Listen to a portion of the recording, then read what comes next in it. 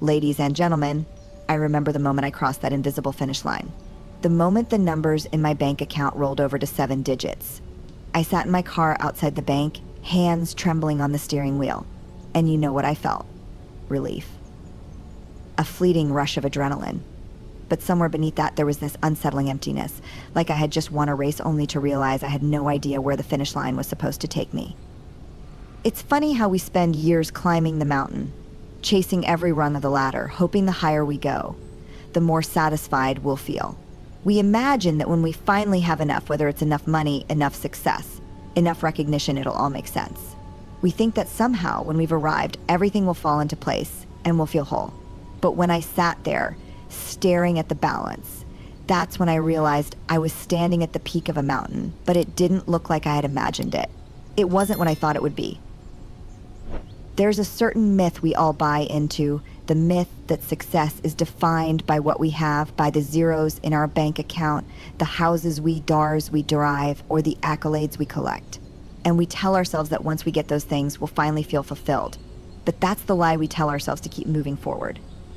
The truth is, once you've crossed that finish line, there's a quiet moment when you realize that what you thought was the key to happiness is actually just another part of the puzzle, one you still don't quite know how to solve. I remember going through that moment of realization, sitting there wondering, is this really what it was all for? I'd worked so hard, made so many sacrifices, spent years chasing this elusive idea of success, and here I was, with everything I thought I wanted, feeling this strange emptiness that I couldn't shake, and I didn't know where to go from there. But here's the thing, I didn't want to just keep chasing something that was never going to fill me up. I realized that I had to look deeper. I had to look at the way I was living, the choices I had made, and ask myself some uncomfortable questions. What had I been doing all this for? What did I really value, and was I living in alignment with that? Was the money the thing I had been chasing? Or was it something deeper, something more connected to the person I truly wanted to become? And that's when it hit me, the real turning point. I started realizing that the principles I had lived by, the core values that had shaped my actions all along, were far more important than the dollars I had accumulated. And I hadn't always paid attention to those principles. I'd gotten so focused on the outcome, on reaching that next goal, that next milestone, that I lost sight of the things that actually created fulfillment. Integrity, generosity, courage, those were the things that truly made me feel alive. They were the things that had built me not just my bank account, but the character, the authenticity, the real, deep satisfaction I had once experienced, before all the external noise took over. I realized that this was where the richness lay, not in the final number, but in the principles I had lived by. And that made me ask myself even deeper questions. Was I living in a way that reflected these values? Or had I gotten so caught up in the chase that I had lost sight of what really mattered? Money, success, recognition, they weren't bad things in themselves. But when they became the goal, the destination, the thing I was living for, they lost their meaning. They weren't the answer. They couldn't be. True wealth wasn't about how much I could accumulate. It was about what I was contributing to the world, to the people around me, to the legacy I wanted to leave. It was about shifting my focus from taking to giving, from holding on to what I had to sharing what I could. I started paying more attention to what I could do with my wealth, how I could use it to create opportunities for others, to support causes I believed in, to be of service.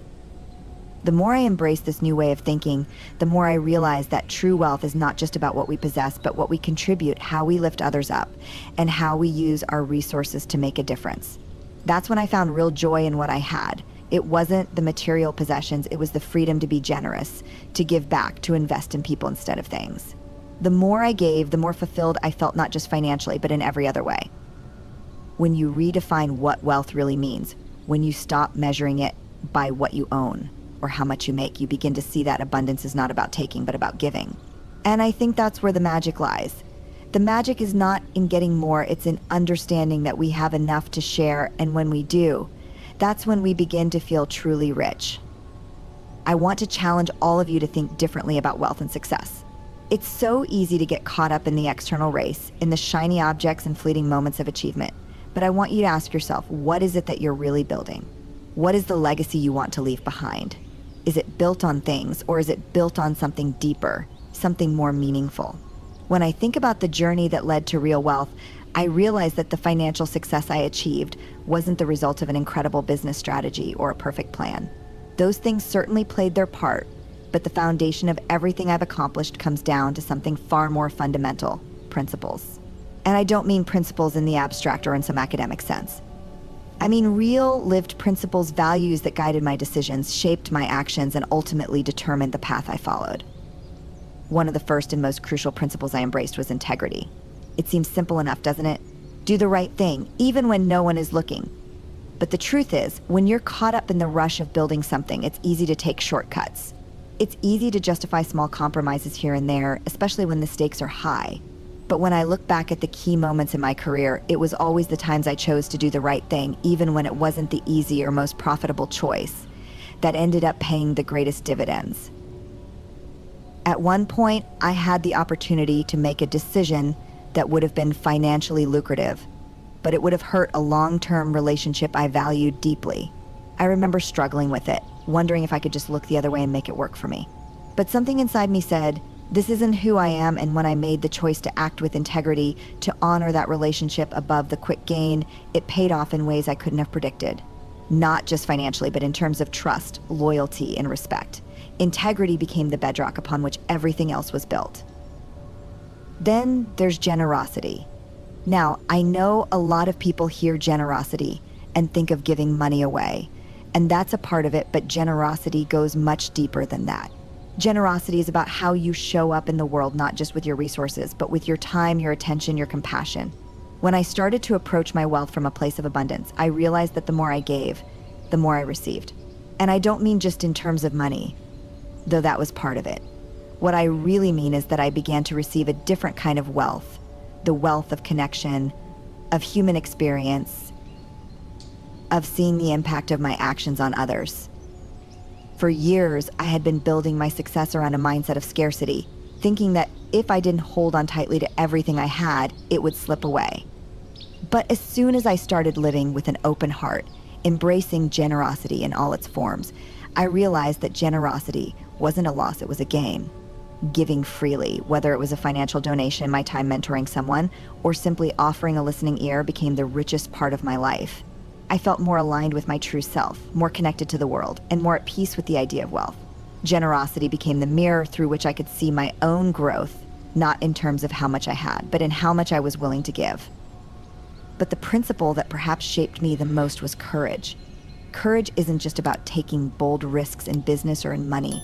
It's about having the courage to show up fully, to put yourself out there when you don't know what the outcome will be, to risk failure and judgment for the chance of something greater.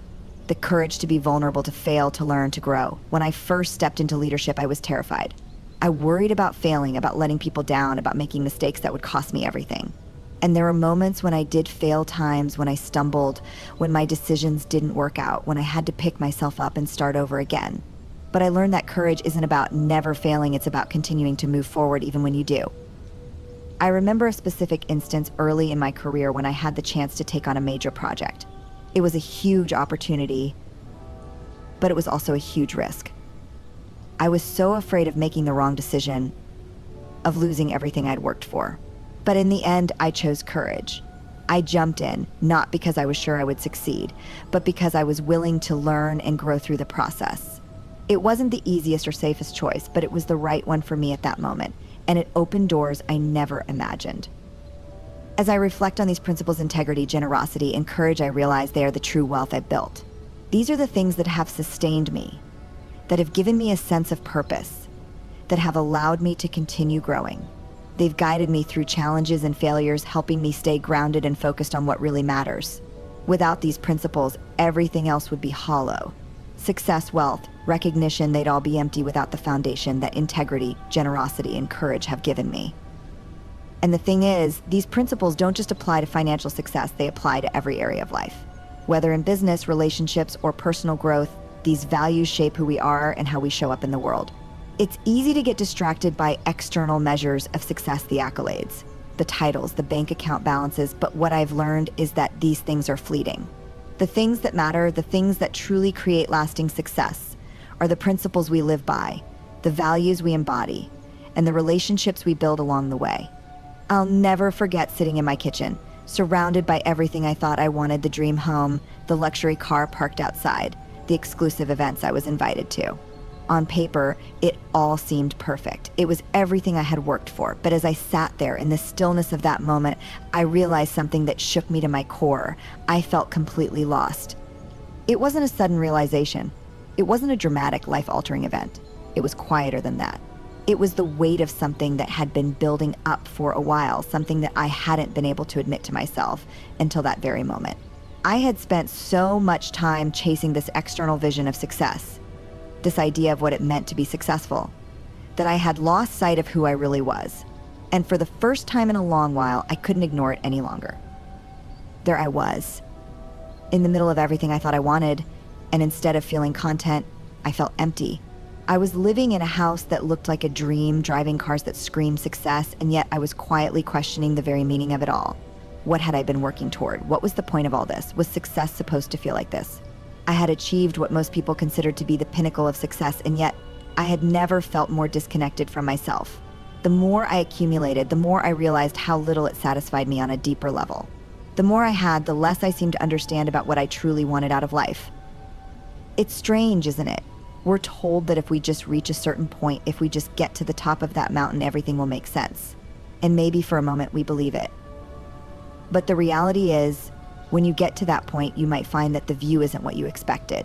The space you thought would feel like home can feel oddly empty, as if you've been climbing for the wrong reasons all along.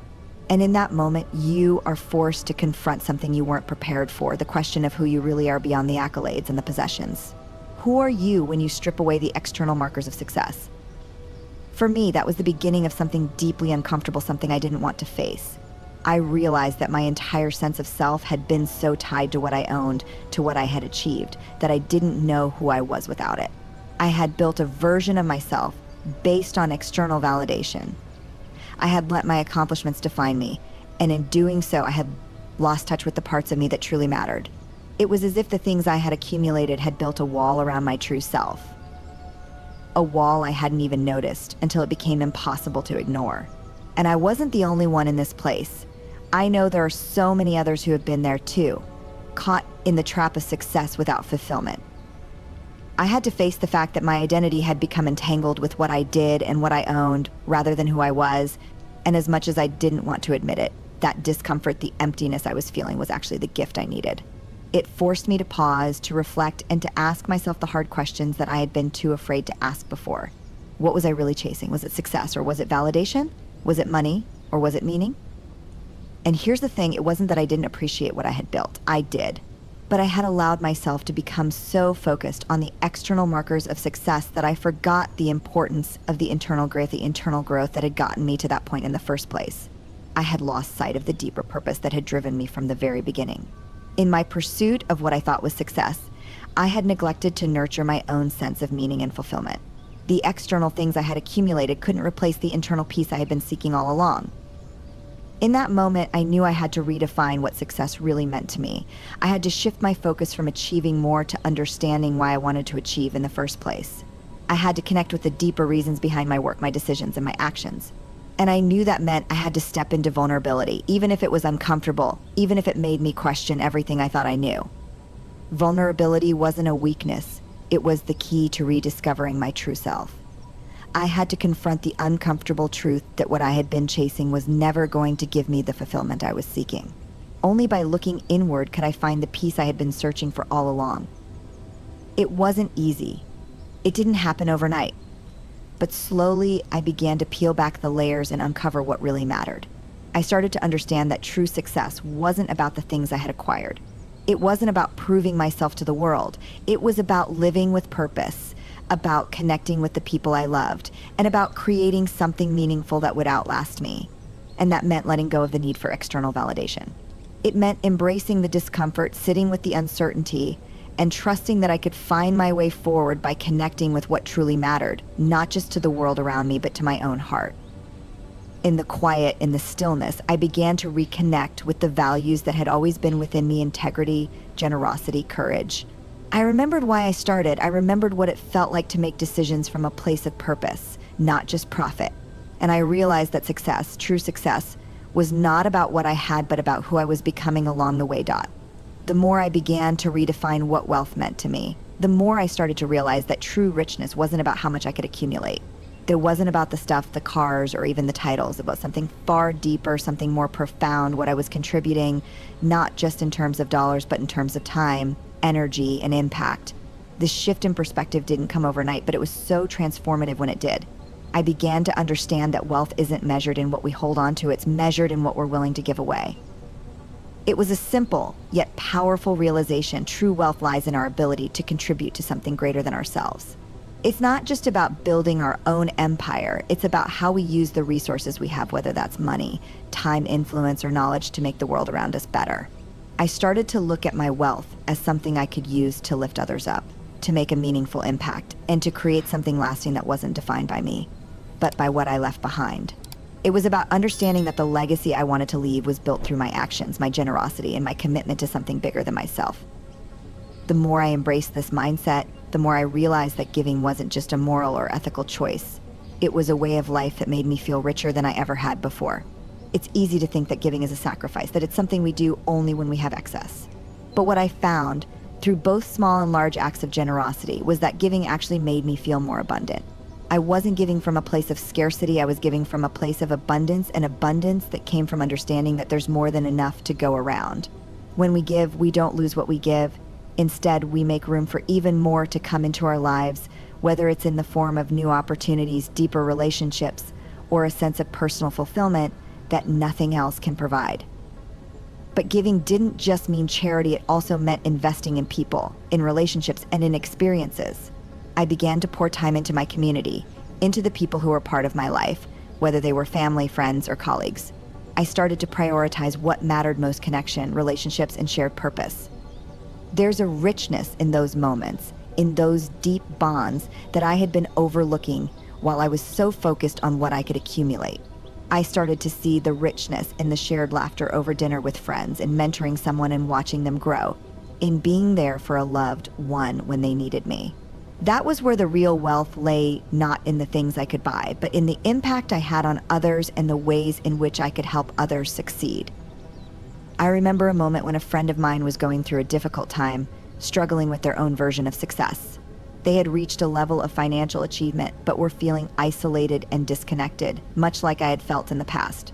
They came to me looking for advice, unsure of how to move forward or what they were missing. And in that moment, I realized that the wealth I had built wasn't just for me, it was for moments like this. It was for helping others navigate the complexities of success, for offering them a space to share their struggles, and for using my experience to help them find their own path. That moment of connection when I could share my story, my lessons, and my wisdom was worth more than any paycheck or bank statement. What I began to realize is that the act of giving wasn't just about charity, it was about being a part of something larger than myself. It was about leaving a legacy of kindness, generosity, and support. As I shifted my focus to giving, I found that the more I gave, the more I received, not just in terms of material wealth, but in deeper, more meaningful ways. I felt richer in the relationships I built, the opportunities that came my way, and the sense of satisfaction that I was making a difference. I stopped seeing success as a race to the top, where the goal was to be the wealthiest, the most powerful, the most admired. Instead, I started to see it as a journey where the goal was to create value for others, to help them reach their own potential, and to leave behind a ripple effect of positive change. And that's what real wealth is: the ability to contribute to others, to create something that will outlast us, to have an impact that's not measured in measured goods, but in the lives we touch and the difference we make. When we think about wealth in this way, it transforms from something transactional to something transcendent. It becomes a part of our legacy, a reflection of how we lived and what we stood for. The more we embrace this, the more we start to see how much wealth there is already in our lives, not in the things we possess, but in the things we give. It's the wealth of purpose, of connection, of knowing that what we do matters beyond ourselves. When I finally shifted my focus from accumulation to contribution, I understood that wealth isn't about how much we have, it's about how much we give away. And in doing so, we create a ripple effect that extends far beyond our own lives, shaping the world in ways that no amount of money could ever do. True wealth lies not in what we hold on to, but in what we release, whether that's our time, our resources, or our love. And when we embrace this, we realize that we are richer than we ever imagined, because what we give is what we leave behind. When I look at the true meaning of wealth, I start to see that it's not a destination, it's a process. a continuous journey of growth and evolution. Wealth is not something you suddenly achieve at the end of a race. It's the way you live, the choices you make, and the person you're becoming along the way. And this, for me, was the turning point. I realized that everything I had been striving for had been based on external markers, things I thought would give me security, validation, and happiness. But once I had those things, once I reached the finish line I had been chasing for so long, I realized they didn't provide the fulfillment I thought they would. There's a temptation in our world to think that the key to success is just about reaching a specific milestone, amassing a certain amount of wealth, or acquiring a certain level of recognition. We tell ourselves that once we hit that target, whether it's a financial goal, a career achievement, or a personal accomplishment, then everything will fall into place. We believe that we will finally be enough, that we will be complete. But what I learned in my own journey was that wealth isn't about what you accumulate, and it's certainly not about reaching a final destination. True wealth is about who you are becoming as you move through the process. I started to realize that in my pursuit of external success, I had overlooked something much deeper, what I was learning along the way. The lessons, the personal growth, the moments of vulnerability and courage. Success wasn't just about hitting numbers on a screen. It was about who I was becoming as I moved through the highs and lows of the journey. I started to understand that wealth, real wealth, isn't static. It's an ongoing, living thing that grows and shifts with you as you evolve. It's the growth of your character, the strengthening of your resilience, the deepening of your understanding of what truly matters. These are the riches that stay with you, the ones that can't be taken away, and the ones that shape the legacy you leave behind. The journey of self-discovery, of connecting more deeply with what is truly important, became the wealth I had been seeking all along.